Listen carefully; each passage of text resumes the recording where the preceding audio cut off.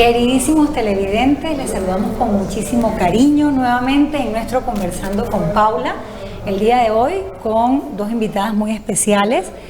Este mes de noviembre es un mes muy importante para nosotros los endocrinólogos porque es precisamente el mes en el que se celebra ese día donde tratamos de promover la prevención y la conciencia sobre una enfermedad que afecta a muchísimas personas en el mundo, como lo es la diabetes. Y este 14 de noviembre, como siempre, nosotros pues en ese día tan especial siempre tratamos de realizar actividades en función de educar a nuestros pacientes con diabetes.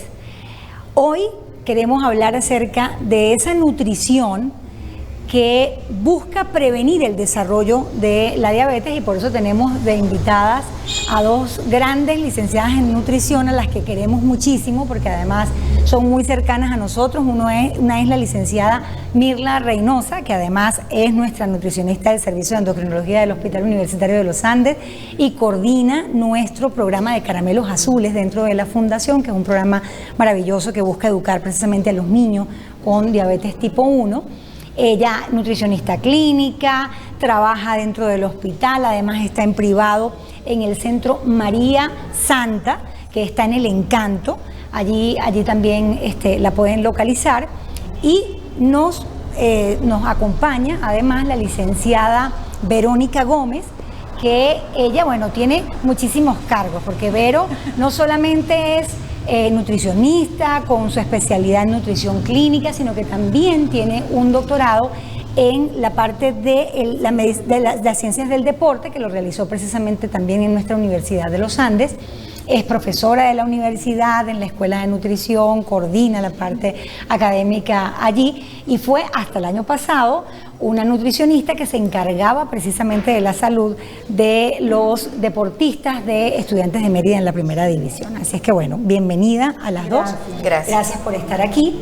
Y pues estamos intentando que los televidentes el día de hoy se lleven claro que efectivamente a través de la nutrición nosotros podemos también hacer prevención de esta enfermedad. Y para ello pues tenemos que hablarle a la gente de lo que es una alimentación sana y balanceada. Y como la licenciada Mirna nos viene a hablar hoy precisamente de niños, te voy a conceder la palabra para que nos ilustres acerca de lo que es esa alimentación ideal. Gracias. Bueno, gracias al programa Conversando con Paula. Nos invitan y eso es parte de nuestro trabajo al día a día. Cuando hacemos educación en masa, pues mucho más nos agilizan el trabajo. Entonces, hablando de alimentación saludable o balanceada, es aquella que podemos lograr incluyendo en cada plato de comida un alimento de cada grupo básico. Mientras más simple, mejor. Hablando del aporte de nutrientes, vitaminas y minerales, lo conseguimos al incluir un alimento de cada grupo. Entonces, si tomamos de referencia la imagen utilizada en Venezuela es el trompo de los alimentos. En el día de hoy, en este programa, vamos a utilizar el plato de Harvard y este va a ser un poco más práctico quizá, porque vamos a poder observar en la imagen, seguramente lo tienen en pantalla, que está estructurado, conformado con proteínas, con fibras provenientes de los vegetales y además a esto se le agrega o añade grasas saludables y agua. Una vez que nosotros logramos que en cada una de las comidas, desayuno, almuerzo y cena, incluir un alimento de cada grupo, lo que sigue sería el movimiento. Vemos como desde la infancia estamos sobrecargando o saturando a los niños con una cantidad de azúcares y alimentos ultraprocesados, y vemos cómo los niños están con sedentarismo, mucho tiempo en teléfonos o en pantalla, y esto genera alteraciones o trastornos metabólicos que finalmente a la larga conducen a la diabetes. Así es. Lo que ocurre es que esto es importante y quiero resaltarlo. Y bueno, por eso es necesario en este momento, licenciada Verónica, nosotros sabemos que cuanto más gordita está una persona, cuanto más sobrepeso y obesidad tiene, más cerca está de desarrollar esta enfermedad. Pero incluso si un paciente tiene familiares diabéticos, es posible prevenir esta enfermedad a través del tema de la alimentación? Claro, fíjate que hay un factor genético que es irrefutable, ¿no? Dentro del desarrollo de la diabetes. Pero nosotros no solamente heredamos genes, nosotros heredamos hábitos. Muy bien. ¿Qué ocurre? Que yo cocino como me enseñó a cocinar mi mamá, que a su vez le enseñó a cocinar mi abuela, y yo enseñaré a mis hijos como ellas me enseñaron a cocinar a mí, ¿no? Entonces, si mi abuela tenía ciertas patologías, es muy probable que yo a través de la alimentación adquiera esas patologías porque me altero metabólicamente como ella, y a mis hijos le estoy heredando esa forma de alimentarse. Hay un cuadro que a mí me encanta de Botero, que sale toda la familia con sobrepeso y abajo sale un perrito con sobrepeso, y el perrito obviamente no comparte información genética con la familia, lo que comparte con la familia es comida. Los hábitos. Entonces, o la génesis de la diabetes, muchas veces, claro, nosotros empezamos hablando del sedentarismo, de los malos hábitos alimentarios, del exceso del consumo de los ultraprocesados, del exceso de las pantallas, de cómo nos hemos ido convirtiendo en una sociedad sedentaria, basada en una silla, un teléfono, en satisfacciones rápidas. Por ejemplo, estos diseños que tienen los celulares y las aplicaciones de mostrarnos cosas que nos hacen reír y nos divierten muchísimo en 30 segundos, nos han hecho individuos a los que nos cuesta aceptar que hay procesos que demoran para obtener ciertos resultados. Vivimos en la era de la inmediatez y eso nos aleja mucho de la salud, porque sabemos que generar buenos hábitos alimentarios es un proceso que va en el tiempo. Entonces, efectivamente, si nosotros logramos modificar esa herencia alimentaria, el hecho de cortar el ser víctimas de víctimas alimentarias, porque por supuesto nadie enseña esto con mala intención. De acuerdo. Por supuesto que podemos alejarnos completamente de padecer. No estamos destinados a padecer de diabetes si nuestra familia es diabética. Estamos más bien encargados de romper ese esquema familiar. Muy bien. El día de hoy estamos en Conversando con Paula, hablando acerca de esa alimentación que nos permite prevenir enfermedades tan serias como la diabetes. Estamos hoy en Conversando con Paula, hablando acerca de esa nutrición ideal para evitar el desarrollo de la diabetes, pero además para nosotros es muy importante que nuestros televidentes hoy se lleven información sobre cuando se ha desarrollado esta enfermedad. Y, por ejemplo, tenemos al niño diabético tipo 1 con este diagnóstico. ¿Cómo debería ser esa alimentación, licenciada Mirla? Porque muchas veces nos dicen todo lo que debemos comer, pero a la gente se le escapan ciertos nutrientes, ¿sí?, que es necesario que estén presentes para que esa alimentación sea completa y balanceada. Entonces, vamos a orientar un poco a esas madres de cómo debería ser la alimentación. Fíjense ustedes que hablaba al principio de grupos. Cuando hablamos de la proteína, se ve frecuente el consumo de mortadela, porque tal vez consideran que es mucho más económico, el consumo de costilla de res. Entonces estamos hablando de grasas saturadas, de productos procesados, en el caso de la mortadela, que tiene un alto contenido de sodio, y esto puede generar a posteriori daños renales. Entonces, la recomendación que sería utilizar alimentos de origen animal, que son muy importantes para el crecimiento, porque tienen proteínas, calcio, vitamina D, nutrientes indispensables para los niños. Alimentos que provengan de alimentos de origen animal, preferiblemente huevos más que quesos, carnes magras, tratando de que sean carnes que no tengan grasas saturadas, que las preparaciones sean preparaciones sencillas, guisado, a la plancha, al horno, no necesariamente deberían utilizar frituras o grasas añadidas. Es bien importante que cada plato de comida tenga dentro de su composición lo que vemos con frecuencia que falta, es la ausencia de fibra, de vegetales. Los vegetales no solamente van a aportar fibra, sino además aportan antioxidantes y nutrientes muy valiosos que no se encuentran en los otros grupos de alimentos. Entonces, procurar incorporar dentro de las preparaciones con huevo vegetales, a la masa de las arepas agregarle también vegetales, o en el relleno de un pan integral incluir lechuga, tomate, espinacas, acelgas. Eso sería estupendo porque logramos que la alimentación sea balanceada y además preventiva de esta enfermedad diabetes o de las complicaciones que podemos ver a futuro. Y cuando hablamos de los carbohidratos, la gente no pregunta cuántas veces a la semana puedo comer galletas. sino la gente pregunta ¿cuántas veces a la semana puedo comer granos? Eso no lo deberían preguntar, debería estar a diario, ¿no? Entonces granos, cereales integrales, tubérculos no tan cocidos, no tipo puré, no sopa licuada, sino preferiblemente en trozos, alimentos menos procesados y no tan cocidos. Y finalmente, hablando de grasas saludables, para nosotros el aceite de oliva es un poco costoso, pero sí forma parte del tratamiento de un paciente diabético tipo 1 y tipo 2 y de todos aquellos que tengan tendencia a enfermedades cardiovasculares. El aguacate es nuestro aceite de oliva.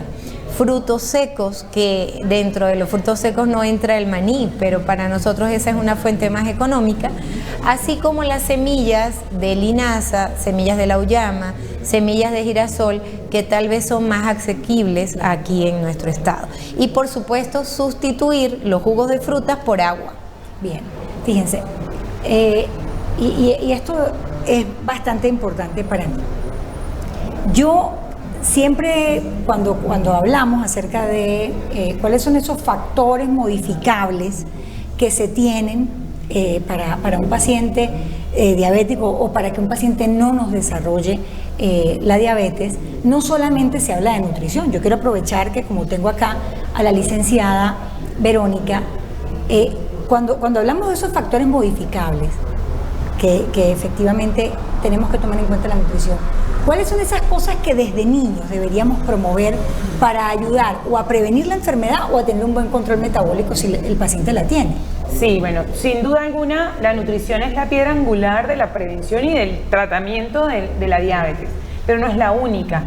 Como bien lo dices, hay factores que podemos modificar y que nos pueden alejar de este diagnóstico, y uno indiscutible es el ejercicio físico, la actividad física. A ver, hay una diferencia entre practicar ejercicio y ser deportista. Ser deportista implica una entrega mucho mayor, competencias, normativas. El hecho de que yo en las mañanas me levante y vaya al gimnasio, por ejemplo, me mete en un grupo de ejercicios físicos donde la demanda es un poco menor, pero me mantiene activa metabólicamente. Eso pasa en el adulto y pasa en los niños.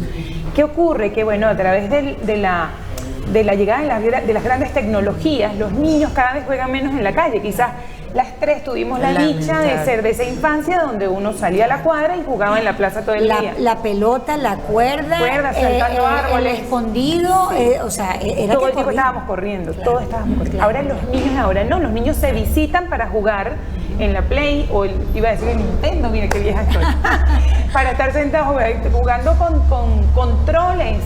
De hecho, están estos otros juegos donde se incluyen los movimientos físicos, pero leves, por supuesto, no con la intensidad que va a lograr un niño que vaya a correr en un jardín, y que además es mucho más divertido y lo hace socialmente más involucrado. Entonces, no solamente cuidamos el cuerpo, no solamente evitamos enfermedades metabólicas, sino además afecciones que están como agobiando actualmente a la sociedad, que son las enfermedades mentales y emocionales, que forman parte de este ambiente rudo en el que se tiene que enfrentar un paciente que ya haya desarrollado diabetes.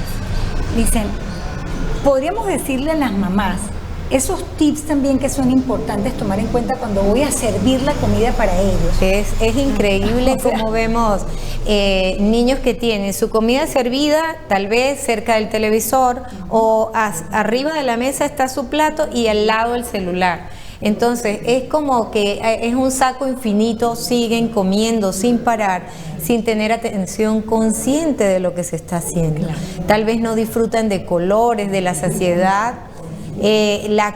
Copiar la conducta de los padres es demasiado importante. Entonces es muy importante en ese momento que sea sagrado, que sea en el lugar adecuado para tal fin, y que no esté presencia de artefactos eléctricos. Sí, lamentablemente la atención plena sobre qué estamos comiendo y cómo lo estamos haciendo.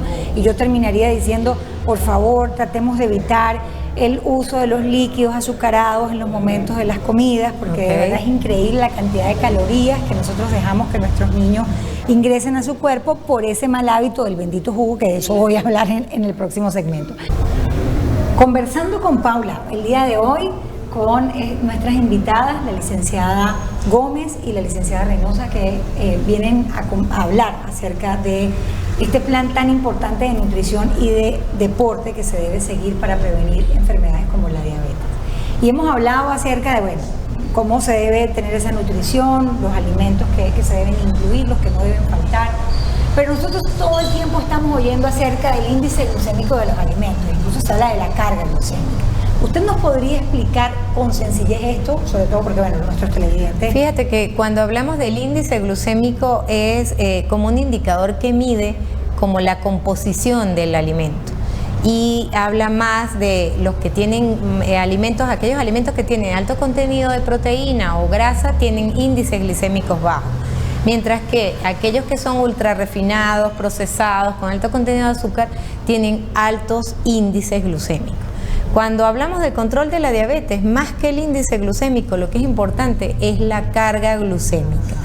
Por ejemplo, el índice glucémico de la zanahoria es 71, 70 aproximadamente. Pero para hacer esa prueba, el impacto que genera en los valores de glicemia la zanahoria, tuvieron que suministrar más de 3 kilos de zanahoria para llegar a cubrir 50 gramos de carbohidratos de zanahoria. Pero yo me imagino también que eso tiene que ver con si la zanahoria está cocida o la zanahoria está cruda. Total, también. Total.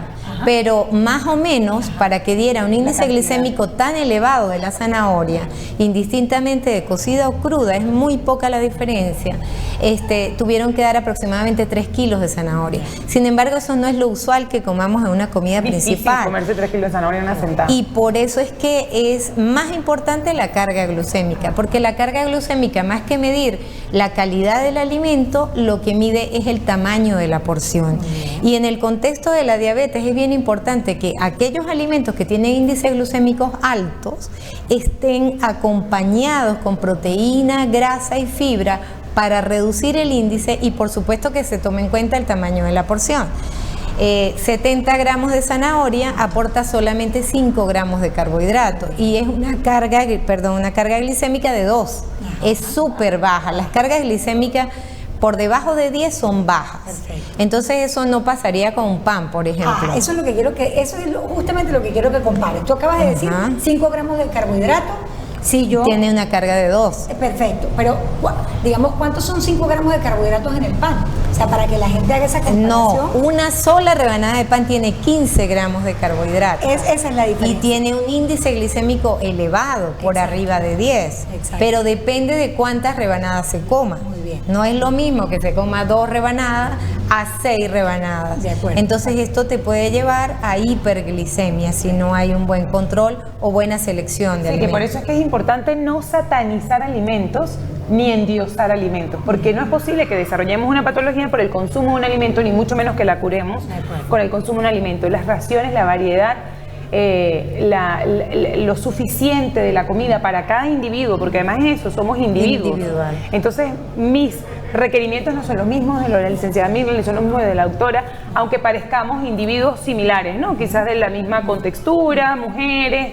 Entonces, pero tenemos ciertas diferencias. Entonces, considerar la individualidad y dejar de endiosar y satanizar comida, creo que es un secreto muy valioso. Que te voy a tomar la palabra de eso de endiosar comida. Yo tengo una pelea grandísima con la historia de que, bueno, entonces como no podemos comer arepas, entonces ahora, bueno, le estamos metiendo cualquier cantidad de elementos y desde hace muchísimos años la avena para el venezolano se ha convertido como, bueno, yo no me puedo comer las arepas de harina de maíz, pero entonces voy a meter un montón de avena. Entonces la avena, por eso, entonces la avena la meto en todo. Ahora yo me puedo tomar los batidos de avena, puedo meterle y avena. Tampoco es sano el exceso de avena. En exceso, porque obviamente estamos hablando de que eso también es harina y que tenemos que tratar de entender que lo que estamos buscando, como les dijo en el segmento anterior la licenciada Mirla Reynosa, es que metamos un poquito más de fibra, que entendamos que es necesario desde pero chiquitito. Fibra vegetal, porque la avena tiene fibra, claro, pero va a ser igual del grupo de los carbohidratos. Si estamos tratando de control de la diabetes, tiene que tener un control también. Completamente de acuerdo. Y eso, por favor, más vegetales crudos, más ensaladitas. Sí. Y tan ricos que son. Sí, y alegran el plato de comida. Es que yo siempre le digo a los pacientes, a ver, cuando usted vea que ese plato tiene color, ese plato tiene vitaminas, tiene minerales, tiene nutrientes. O sea, no puede ser un plato completamente blanco con ese montón de harina refinada. Ahora, como estamos cortos en tiempo y hoy hemos querido tocar dos tópicos, que es alimentación y ejercicio. ¿Existen deportes que suelen ser más recomendados para el paciente con diabetes? Sí, ha habido tendencias dentro de la comunidad científica. Hubo una época que se recomendaban los ejercicios aeróbicos exclusivamente, y actualmente hay una tendencia a recomendar los ejercicios de fuerza, donde haya mayor desarrollo de músculo. Realmente en los últimos consensos se ha notado que realizar ejercicio físico, ya sea de fuerza o aeróbico, va a mejorar o incluso al cambiar o a mejorar la composición corporal, no solamente el peso del paciente, sino la cantidad de grasa y de masa muscular que vayamos a desarrollar con esa actividad física, puede incluso haber la remisión de la diabetes. A ver, ¿qué pasa? Si yo desarrollo más masa muscular, el glucógeno va a tener más sitios donde almacenarse. O sea, lo que se ha estado descubriendo es que si yo entreno solamente ciertos grupos musculares, es en esos músculos donde va a mejorar el metabolismo de la glucosa y va a tener un mejor trabajo la insulina también. Y pareciera que en los otros músculos que no estoy entrenando disminuyera, como por un equilibrio corporal, ¿no?